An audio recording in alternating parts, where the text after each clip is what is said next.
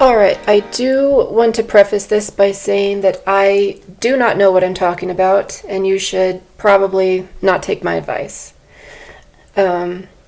So with that out of the way, we're going to be making a Necromancer today, or I am. And my plan is to play this character, because I'm thinking because I'm on Red server, I should probably just do it right and make a class that can solo very well. So I wanted to show the character creation process here for me. And first we'll go through the races. So there's Dark Elf, Erudite, Gnome, Human, and Iksar. And those are all of the races that can be Necromancers in the game. And you probably should make a Iksar character. And we'll kind of get into that a little bit later. For now, I want to start just going through each of them and like talking about the deities that they can worship. So the Dark Elves here, they can worship... I should go Necro, huh? The Dark Elves can worship Inaruk. That's the only choice. And that is a good way to go, I think, because I kind of feel like it's the most evil of all of the choices you can pick. Hey, I'm going to get a drink here.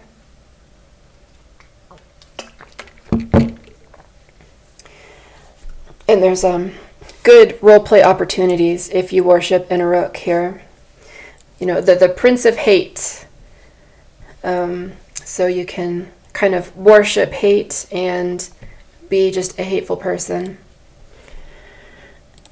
Erudites get a really interesting choice here. They are one of only two races that can, Necromancer races that can worship Khazak-Thul, who is like the evil fear. Fear is the big thing there with Khazak-Thul. And that is a big thing with the Necromancer class, of course. So also good roleplay opportunities with the Erudite race. But honestly, there's so much good roleplay with the Necromancer just generally. You can pick any of these races and you'll be good. Gnomes only get one choice, and that is Bertoxulus, the Plaguebringer. So that would be disease, decay, that kind of thing. And gnomes do get a benefit that the other races don't get, which is the ability to see through walls, which is quite important, I think. Or it can be. Like, if you have it, you use it all the time. And next there's Human.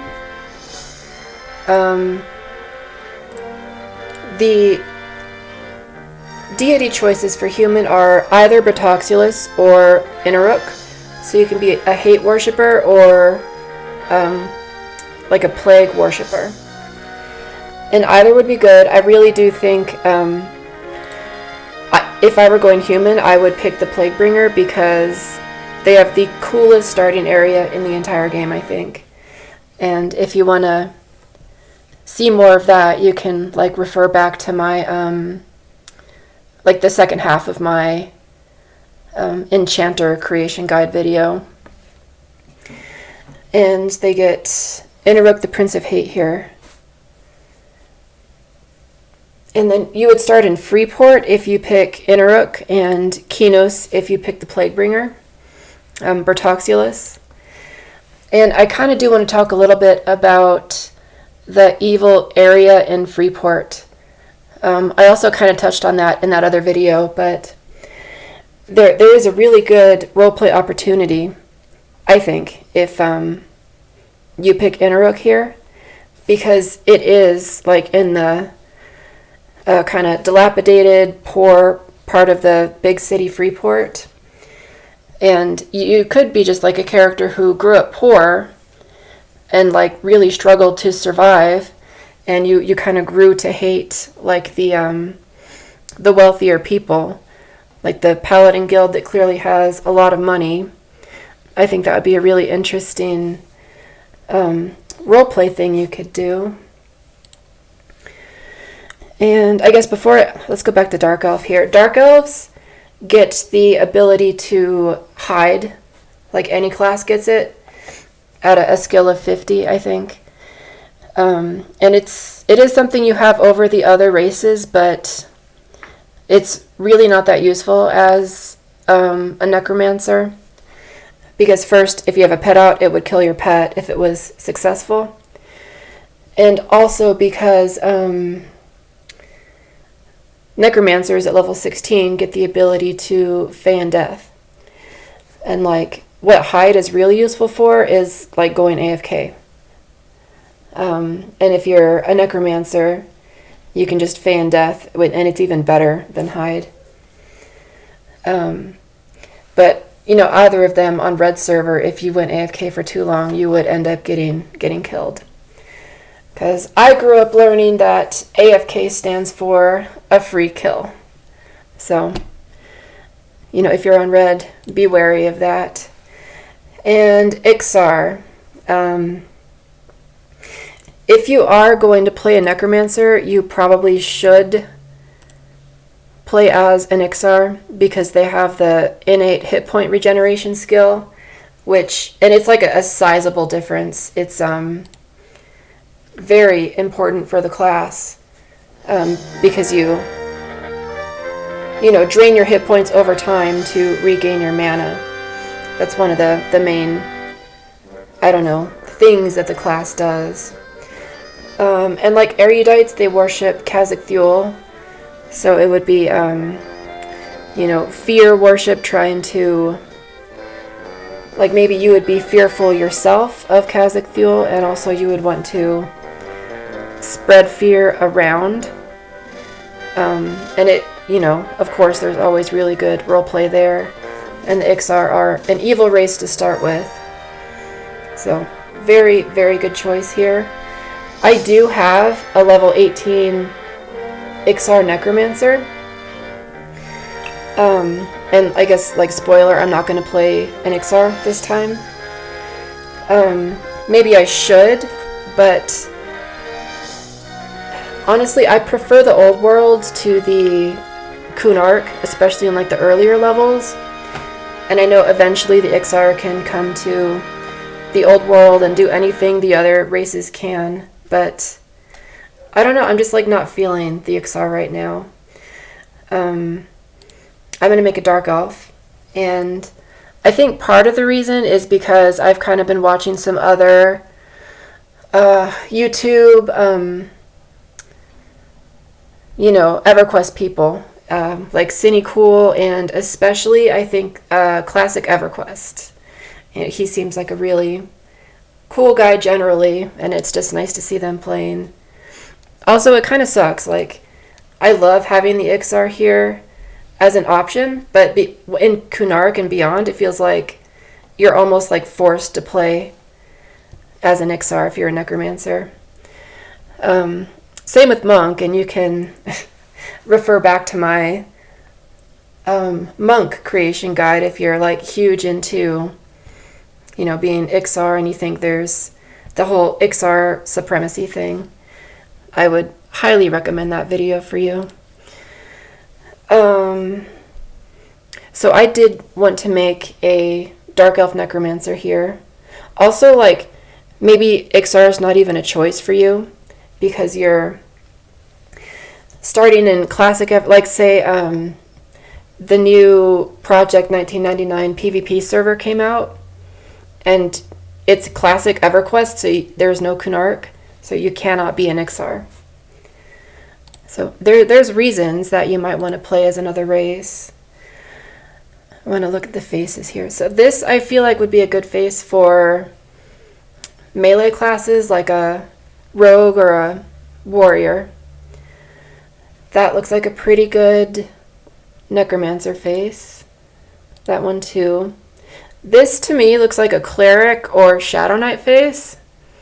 And maybe you're just going to think I'm crazy. There's another melee face. I don't know what to do with that face. I probably wouldn't use it at all. Those bangs are kind of short there. This also looks like a good Necromancer face for me. Oh no, did we go all the way around already? Okay. Yeah, that's a cleric face there. Cleric or knight. So I like this one and that one. And that one. Let's see here. How does that look from... Okay. She does look evil, doesn't she? The red eyes, I think I have to go with this one. It's a caster face, and it's like an evil face too, which is great for necromancers. And I'm going to put my... I think the recommendation is to either put your points into like stamina primarily and then intelligence, which would be a good idea. I think that would be the way to go if you were definitely planning on raiding with your character, like primarily. I'm a very casual player at this point in my life, so what I'm going to do is go all intelligence like that, and then honestly I am really tempted to put points into strength there, but I don't think I can bring myself to do it. And stamina is very important for necromancers because, you know, hit points, even though for intelligence casters you don't get very many hit points per stamina point, but you know, it's not nothing. So we'll do that, and let's see. I'm so glad that worked. I made this character and then deleted the character because I wanted that name. I spent a long time picking a name. This is Harrowhark. But like the other day I had, I was going to try to remake a character whose name I already had. Purity was the name. And I deleted it and then it wouldn't give me the name again. So I don't know what the reason for that would be. It was a really old name. Okay, and there we are. I think that might be the video, so okay, bye.